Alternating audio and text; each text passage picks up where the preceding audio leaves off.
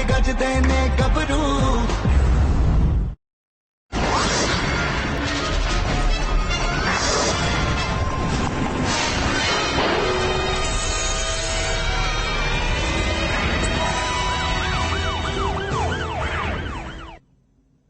पहले उसने अनार के जूस में नशे की मिलावट की, फिर हुआ आशिकी में औलाद का जायदाद वाला कांड। ये कहानी है कानपुर की कातिल बेटी की।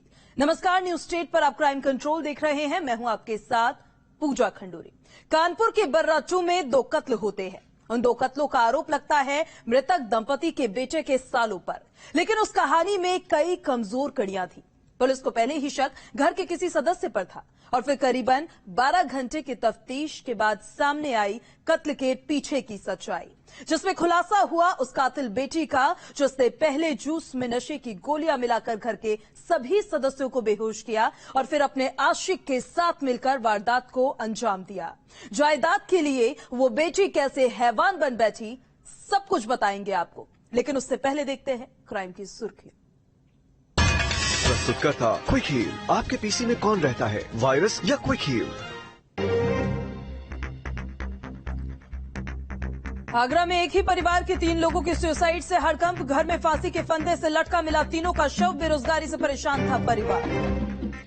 कानपुर के दंपति हत्याकांड में बड़ा खुलासा। प्रेमी के साथ मिलकर बेटी ने ही माता पिता की हत्या। अनार के जूस में मिलाया था नशीला पदार्थ, तो दोनों आरोपी गिरफ्तार। संभल में गोली मारकर नाबालिग की हत्या। जमीन को लेकर हुआ विवाद में किया गया कत्ल। हत्या के बाद आरोपी फरार।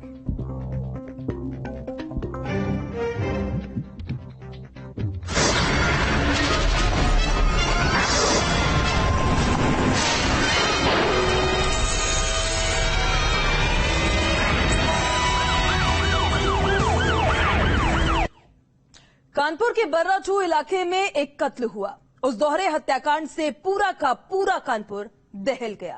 वारदात में शामिल कातिलों की तलाश में पुलिस जुटी हुई थी और फिर 12 घंटे की तफ्तीश के अंदर ही कातिलों के गिरबां तक कानून के हाथ पहुंच गए, जिसके बाद हुआ उस कातिल बेटी का खुलासा जिसने अपने आशिक के साथ दोहरे हत्याकांड की एक सनसनीखेज वारदात को अंजाम दिया। देखिए बर्राचू में हुए डबल मर्डर का दहला कर रख देने वाला खुलासा इस रिपोर्ट में।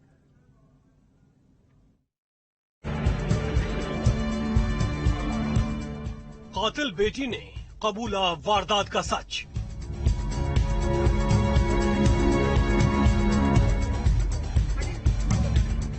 आशिक के साथ मिलकर किया था कत्ल। नशे से किया घर वालों को बेहोश।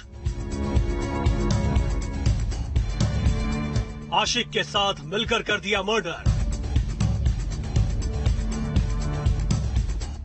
कानपुर की कातिल बेटी की सच्चाई।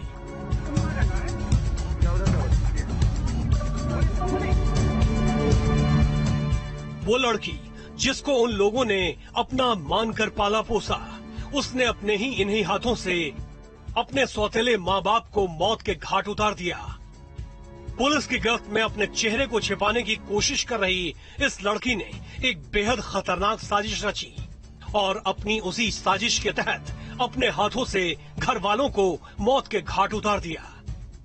बर्रा थाना क्षेत्र में जो डबल मर्डर की घटना हुई थी, जिसके अंदर एक बुजुर्ग दंपति को धारदार हथियार से मार दिया गया था। पुलिस तत्काल मौके पर पहुंचे, हमारे वरिष्ठ अधिकारी मौके पर पहुंचे और जब सबसे पूछताछ करी, घटनास्थल का निरीक्षण किया, फॉरेंसिक की टीम गई, तो उसे यही स्पष्ट हुआ था कि ये संभवतः जो घटना घटित हुई है वो परिवार के अंदर ही हुई है।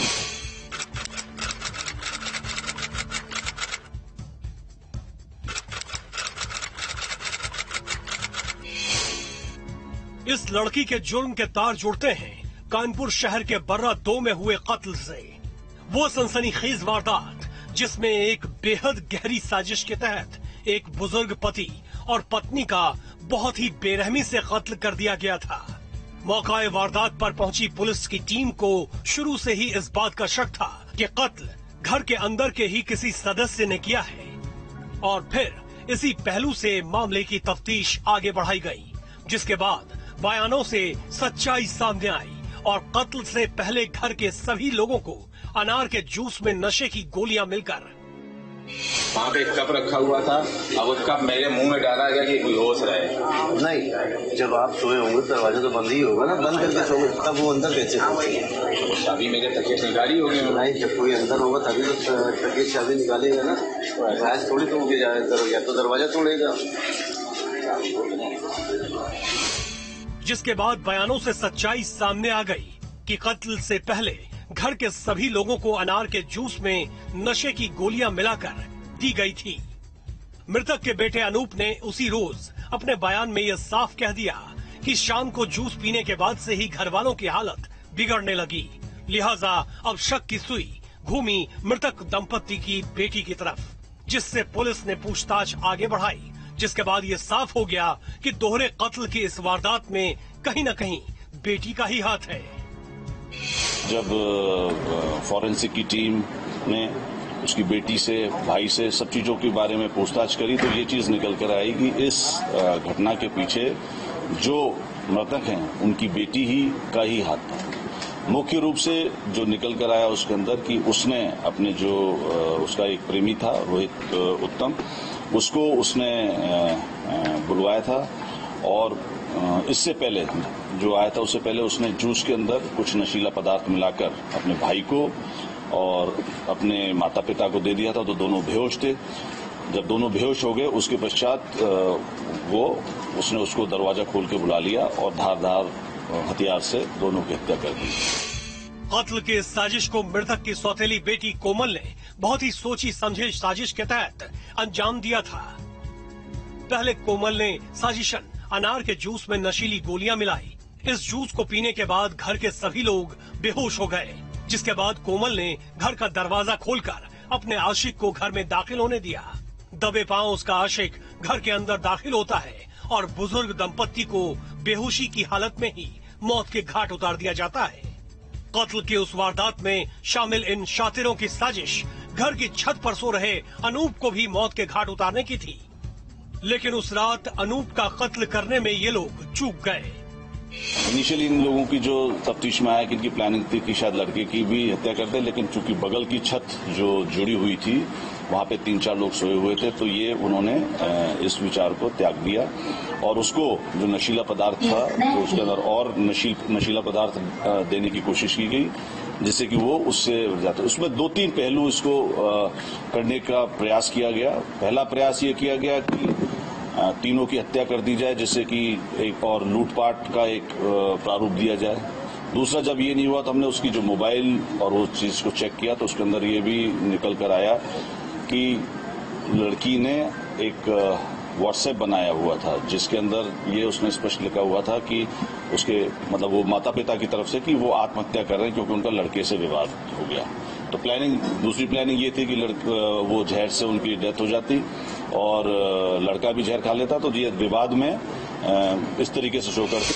बर्रा 2 में हुए उस दोहरे हत्याकांड के पीछे वजह थी जमीन जायदाद की लालच।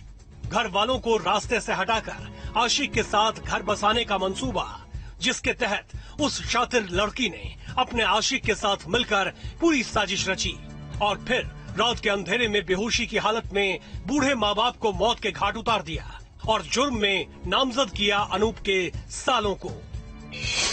इसके अंदर प्रॉपर्टी का ही रीजन है और वो इनकी सौतेली लड़की थी, मतलब गोद ली हुई थी। पूरी टीम जो बर्रा की टीम थी और हमारे डीसीपी और अन्य जो क्राइम ब्रांच की टीम थी उनके द्वारा ये कार्य किया गया और घटना को मुश्किल से 12 घंटे से कम के समय में इसको अनावृत किया गया। इस वारदात से जुड़े एक किरदार को पुलिस ने महाराष्ट्र के मुंबई से भी गिरफ्तार किया, जिसने कत्ल में कोमल का साथ देने की नीयत से मुंबई से नशीले पदार्थ की सप्लाई की थी। इसी जुर्म में मुलजिमों का साथ देने वाले उस साजिशकर्ता से भी पुलिस पूछताछ कर रही है। इसका जो दूसरा भाई था वो भी इनसे टच में था और एक टीम हमने मुंबई रवाना की और उसको भी मुंबई में हिरासत में ले लिया गया है, जिसका कि इसके अंदर रोल था और मुख्य रूप से उसका रोल ये आया था कि उसने ये जो क्या कहते हैं जो जो नशीला पदार्थ था वो उसने सप्लाई किया था और वो मिलिट्री इंटेलिजेंस में नौकरी करता है मुंबई में। ये जो उसका प्रेमी था उसका भाई। उन शातिरों ने बहुत ही सोची समझी साजिश के तहत वारदात को अंजाम दिया था। अपने जुर्म पर पर्दा डालने के लिए कई मंसूबे तैयार किए। घर वालों को भी नशे में ही मौत के घाट उतार दिया गया। अनूप के सालों को जुर्म में नामजद कराया, लेकिन पुलिस की आंखों में धूल झोंकने की साजिश करने वाले उन शातिरों का पर्दाफाश 12 घंटे के अंदर ही हो गया।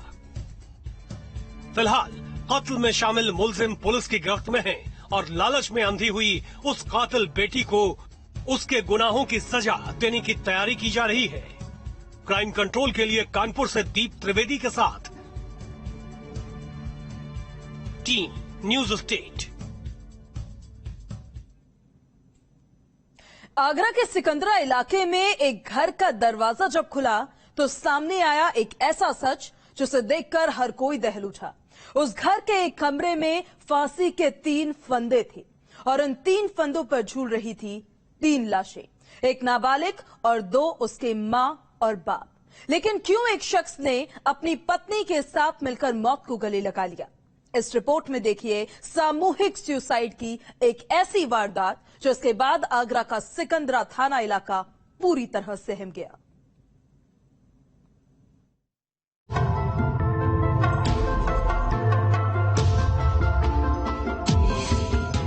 सामूहिक सुसाइड से सिकंदरा में सनसनी।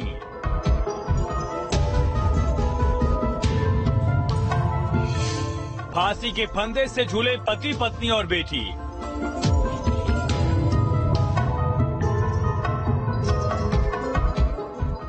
एक रात के अंदर हुआ पूरे परिवार का अंत।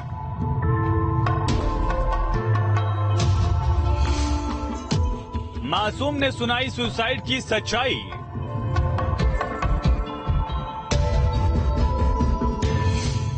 मकान नंबर 1046 में हुए सुसाइड का सच क्या?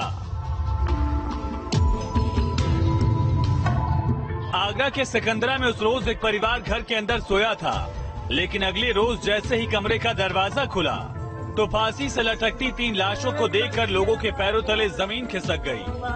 आगरा में हुए सामूहिक सुसाइड कांड का गवाह है मृतक सोनू और उसकी पत्नी का 8 साल का वो मासूम बेटा, जिसकी मौजूदगी में ही रात के वक्त उसके पिता, माँ और बहन ने फांसी के फंदे से लटककर मौत को गले लगा लिया। श्याम, क्या घटना घटी, कैसे लगा? मुझे महसूस हुआ था। क्या महसूस हुआ? कि 3 लटके पड़े हैं। अच्छा, कैसे पता लगा? क्या ये पहले कोई जिक्र हो रहा था, बातचीतें हुई थी? नहीं, मुझे ऐसा लगा था बस।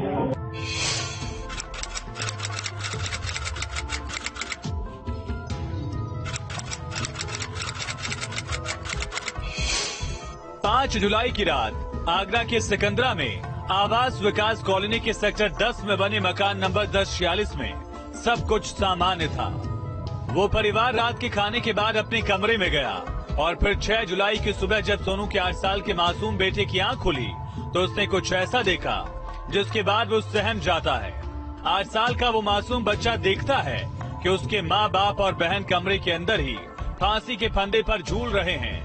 घबराया हुआ बच्चा नीचे अपने बाकी घर वालों को खबर देता है, जिसके बाद कमरे में दाखिल होने वाला हर शख्स पूरी तरह सहम गया।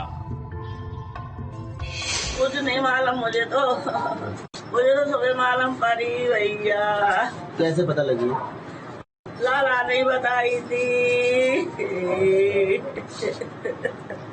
उसके बाद क्या करा आपने? एकदम चिल्ला वाली बात होने लाला से गई थी, मैं लाला देखू ऊपर का है। घबराए हुए घर वालों ने आनन फानन में पूरी जानकारी पुलिस तक पहुंचाई। पुलिस ने मामले की तफ्तीश शुरू की। कमरे के अंदर उस रात क्या हुआ, इस बात का गवाह वो 8 साल का मासूम बच्चा है, जिसने बंद कमरे में अपने माँ बाप और बहन की लाश को फांसी से लटकते हुए देखा। घर वालों तक जानकारी पहुंचाई। फिलहाल मौके पर पहुंची पुलिस मामले में सबूतों की बिना पर कार्रवाई को आगे बढ़ा रही है। सोनू, उनकी पत्नी और उनकी बच्ची, 3 लोगों ने वहां सुसाइड किया था और मौके से सुसाइड नोट भी बरामद हुआ है, जो कि काफी भावुक होकर लिखा गया है और उसमें उन्होंने अपनी रजामंदी से सुसाइड करना बताया है। सर, क्या कुछ कारण? ये परिवार का अंदरूनी मामला था और उनके वो तंग आ गए थे, इसलिए उन्होंने ऐसा कुछ लिखा है कि इसका उन्होंने सुसाइड किया है। उस रात घर के अंदर सभी लोग थे, लेकिन किसी को भी इस बात का जरा भी अंदाजा नहीं था कि मकान की तीसरी मंजिल पर सोनू अपनी पत्नी और मासूम बेटी के साथ खुदकुशी कर लेगा। रातों रात हुई सनसनीखेज घटना के बाद अब पूरा परिवार बुरी तरह सहमा हुआ है। के बारे में कुछ बताएंगे, कहाँ कौन सो रहा था और सबसे पहले सूचना किसको मिली? घर इनका 2 मंजिला है। ग्राउंड फ्लोर पे इनके पिता रहते हैं, फर्स्ट फ्लोर पे इनके भाई रहते हैं और सेकंड फ्लोर पे ये लोग रहते हैं। इनके पति पत्नी और इनके 2 बच्चे थे, एक बच्ची थी और एक बच्चा था। और ये जो बच्चा था उसके द्वारा नीचे अपने परिवारजनों को बताया गया और परिवारजन ऊपर जाकर देखें तो बॉडी लटक रही थी, तो उसको परिवारजनों ने उतारा। मौके पर पुलिस टीम पहुंची, सभी साक्ष्य इकट्ठा किए और उनका पंचायतनामा कार्रवाई किया जा रहा है। घटना की रात उस कमरे में 4 लोग थे, पति और पत्नी और उनकी नाबालिग बेटी के साथ 8 साल का वो मासूम भी वहीं सोया था। लेकिन उसको इस बात की जरा भी भनक नहीं लगी कि उसके माँ बाप रातों रात मौत को गले लगा लेंगे। उस दंपति ने आत्महत्या से पहले किसी तरह का कोई जिक्र नहीं किया। सुबह के वक्त जब बेटे को महसूस हुआ तब तक बहुत देर हो चुकी थी। मैंने बुआ को बता दी। अच्छा, तब आप कहाँ थे? नाइट में आप ही के साथ? यहीं थे। नहीं थे आप? आपको पता नहीं चला? नहीं नहीं क्या बताया बाहर आके, क्या बताया? मैंने जब मुझे महसूस हुआ था तब बताया मैंने कि वो लटके पड़े हैं तीनों। मौका वारदात से पुलिस ने मृतक पति और पत्नी के हाथों लिखा एक सुसाइड नोट बरामद किया है। इसमें फांसी के फंदे को गले लगाने से पहले दोनों ने अपनी आत्महत्या की वजह के बारे में सब कुछ साफ साफ लिखा। अपनी बेटी के साथ खुद मौत को गले लगाने के लिए सोनू और उसकी पत्नी ने वजह बेरोजगारी बताई है, जिसके चलते सोनू काफी दिनों से परेशान था और आखिरकार एक रात उसने अपनी पत्नी और बेटी के साथ मौत को गले लगा लिया। कप्तान साहब ने ये भी बताया था अपने बाइट के दौरान कि कुछ काफी दिनों से बेरोजगार था, जिसकी वजह से वो परेशान था। जी, उसकी वजह से परेशान चल रहा था। बहुत भावुक तरीके से सुसाइड नोट लिखा गया था और उस सुसाइड नोट को विवेचना में सम्मिलित किया जा रहा है, उसके आधार पर कार्रवाई हो रही। मौका वारदात से बरामद सुसाइड नोट के बाद पुलिस की तरफ से साफ कर दिया कि तीनों लोगों की मौत सुसाइड से है, जिसके पीछे वजह सिर्फ आर्थिक तंगी और बेरोजगारी रही। बावजूद उसके पुलिस अलग अलग टीम बनाकर मामले में जांच कर रही है। जी, अभी वहाँ पे जो साक्ष्य कलेक्शन का काम है वो फील्ड यूनिट ने किया है और हर साक्ष्य कलेक्ट किए गए। छोटे से छोटे जो भी साक्ष्य वहाँ अवेलेबल थे सभी को कलेक्ट किया गया है और उसके आधार पे टीम आगे कार्रवाई करेगी। प्रथम दृष्टया मामला आत्महत्या प्रतीत होता है। तो हम एसपी सिटी विकास कुमार से बात कर रहे थे और उन्होंने स्पष्ट शब्दों में इस बात को कहा है कि प्रथम दृष्टया मामला आत्महत्या का, लेकिन उसके बावजूद भी तमाम तथ्यों पर पुलिस जांच कर रही है। सिकंदरा सहमा हुआ है सामूहिक सुसाइड की उस घटना से, जिसमें एक शख्स ने अपने हाथों अपने परिवार को खत्म कर दिया। पीछे बचा है तो उसका एक मासूम सा बेटा, जो शायद अभी तक ये समझ नहीं सका है कि उसके साथ क्या हुआ, और एक परिवार जो एक साथ अपने घर के 3 सदस्यों की लाश को देखकर दहल उठा। फिलहाल इस पूरी घटना में पुलिस को मिले सुसाइड नोट को अगर गंभीरता से देखा जाए तो उसमें ये स्पष्ट हो जाता है कि युवक काफी दिनों से बेरोजगार था, परेशान था और यही वजह है कि उसने परिवार सहित इस घटना को अंजाम दिया। लेकिन इसके बावजूद भी पुलिस ने जांच की बात कही है और 2 टीमें गठित कर पूरे मामलों में तथ्य जुटाने की बात कह रही है। वहीं उस पूरी घटना से आसपास के क्षेत्र में इस समय दहशत का माहौल है। वीडियो जर्नलिस्ट मनोज के साथ आगरा से विनीत दुबे, न्यूज ईस्ट उत्तर प्रदेश। वो गिरोह पहले लोगों को दुष्कर्म जैसे संगीन आरोप में फंसाता था। उसके बाद एक सोची समझी साजिश के तहत उनके साथ वसूली किया करता था। केस को सेटल करने के एवज में मुलजिम अपने शिकार से लाखों रुपए अच्छा करती थी। लेकिन उनके इस जुर्म का खुलासा हुआ, जिसके बाद सामने आई वकीलों के साथ मिलकर लोगों को ठगने और ब्लैकमेल करने वाली उस शातिर महिला की सच्चाई, जिसने बहुत ही सोचे समझे तरीके से अपने मंसूबों को अंजाम देते हुए तमाम लोगों को अपना शिकार बनाया। दुष्कर्म का आरोप लगाकर लोगों को ब्लैकमेल करके लाखों की हेरफेर करने वाली उस साजिशकर्ता की सच्चाई कैसे सामने आई, इस रिपोर्ट में देखिए।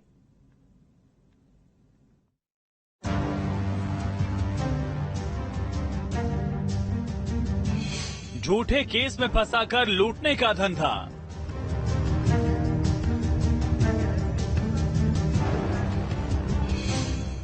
वकीलों के साथ मिलकर होता था खेल।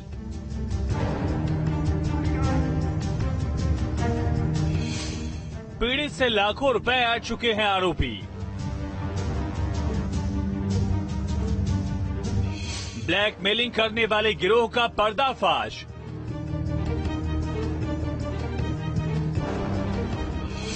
पुलिस की गिरफ्त में आई शातिर महिला। पुलिस की गिरफ्त में खड़े इन शातिरों को पहचान लीजिए। वकीलों के भेष में लोग भोले भाले मासूम लोगों को बहुत ही शातिराना तरीके से ठगते हैं। बेगुनाहों को फर्जी केस में फंसाकर ब्लैकमेलिंग और फिर उससे पैसों की वसूली करने का इन्होंने धंधा चलाया हुआ है। गिरोह में 5 लोगों के साथ एक महिला को भी शामिल किया गया, जिसका काम ही था लोगों को फर्जी केस में फंसाना और फिर उन लोगों से मोटी रकम वसूलना। कुछ ऐसी ही करतूत इस गिरोह ने आगरा में की। जुर्म में अपनी महिला साथी के साथ शामिल होकर इन साजिशकर्ताओं ने एक शख्स पर दुष्कर्म का फर्जी केस दर्ज कराया, लेकिन इनके गुनाह की सच्चाई पुलिस की जांच में परत दर परत खुलती चली गई। ये पीड़िता जो थी उनके द्वारा मुकदमा लिखवाया गया था। मुकदमे में इनिशियल विवेचना के बाद कुछ ऐसे तथ्य सामने आए जिससे पुलिस को शक हुआ। फिर पुलिस ने अलग अलग टीम बनाकर अलग अलग माध्यम से इसमें जानकारी इकट्ठा की। फिर पूरा मामला कुछ इस तरह से खुलकर आया कि इसमें एक्सटॉर्शन किया जा रहा है। उसके साक्ष्य इकट्ठा किए गए और उनके विरुद्ध कार्रवाई की गई है। जुर्म की वारदात के तार जुड़ते हैं बीती 24 जून की तारीख से, जब आगरा के एक शख्स के खिलाफ पुलिस में दुष्कर्म का एक केस लिखा गया। केस लिखे जाने के बाद से ही आरोपियों ने अपने गिरोह में शामिल महिला के साथ मिलकर शख्स के परिवार से पैसों की लेन देन के लिए सौदेबाजियां शुरू कर दी। मुकदमा दर्ज होने के बाद से शुरू हुई सौदेबाजी में डील तय हुई 5 लाख रुपए में। इन 5 लाख रुपयों की पहली किश्त के तौर पर 3,75,000 रुपए वसूले गए। 24/6/2022 को मुकदमा लिखा गया है और उसके बाद पुलिस इनिशियल विवेचना कर रही थी। और जैसा हमें अभी समझ में आता है कि मुकदमा लिखने के बाद ही सौदेबाजी शुरू हो गई होगी। उसके बाद लेकिन जो ट्रांजैक्शन है जिसके साथ उनको पैसे साथ पकड़ा गया है, ये कल पकड़ा गया है। इन्हें कल पैसों के साथ इन्हें पकड़ा गया है। 3,75,000 रुपए बरामद हुए हैं महिला और उनके साथी वकीलों के पास से। फर्जी केस को सेटल करने के एवज में हो रही वसूली की खबर पुलिस को पहले से थी और फिर मुलजिम वकील जब ब्लैकमेलिंग के पैसे वसूलने के लिए पहुंचे तो पुलिस ने मुलजिमों को रंगे हाथों गिरफ्तार किया। आरोपी महिला के साथ साजिश में उसका साथ दे रहे 3 वकील भी दबोचे गए। ये लोग एक्सटॉर्शन जो लड़का का परिवार है उससे पैसे मांग रहे थे और उससे पैसे लिए भी गए हैं और उस पैसे के साथ इनको गिरफ्तार भी किया गया है। इसमें 3 वकील है जिनको गिरफ्तार किया गया है और वो महिला है उसको गिरफ्तार किया गया है और 2 लोग अभी फरार चल रहे हैं, वांछित है मुकदमे में।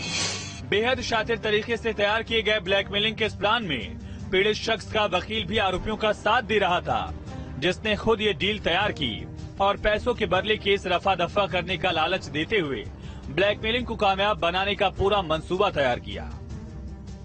दोनों पक्ष के वकील, क्योंकि वो प्रतिवादी पक्ष का वकील ये कह रहे थे कि हम आपका सब खत्म करा देंगे, इनको इतने पैसे दे देते हैं।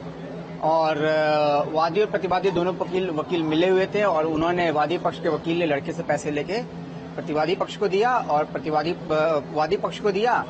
और वादी पक्ष के वकील का ऐसा पहले से एग्रीमेंट था कि कुछ पैसे महिला को मिलेंगे और कुछ पैसे इनके बीच बटेंगे।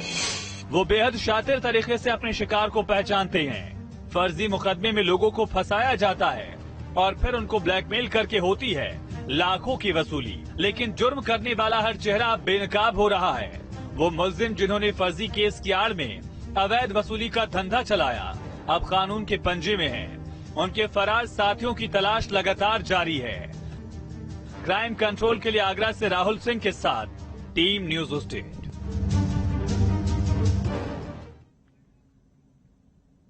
और क्राइम कंट्रोल में अभी के लिए बस इतना ही, लेकिन हमारी आपसे अपील है कि सतर्क रहिए और सावधान रहिए। अपने आसपास रहने वाले हर उस शख्स पर आप नजर रखिए जो आपको संदिग्ध लगता है, ताकि कोई अनहोनी आपके दरवाजे पे दस्तक न दे सके।